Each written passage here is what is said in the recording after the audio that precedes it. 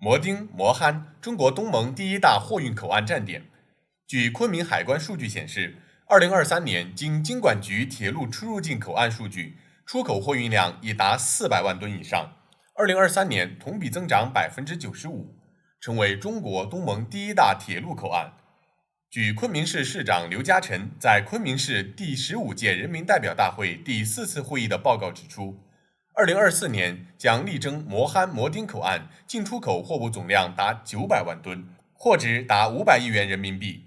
摩憨摩丁铁路口岸是全程不用换车、不用换轨的跨境铁路口岸，其独特性、便捷性让铁路货运更加通畅，从铁路口岸通向东盟的进出口货运量不断增长。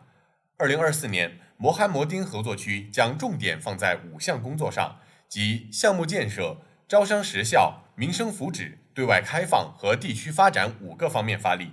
初步谋划摩憨国际口岸城市重点项目134个，总投资估算678.46亿元，年度投资计划65亿元。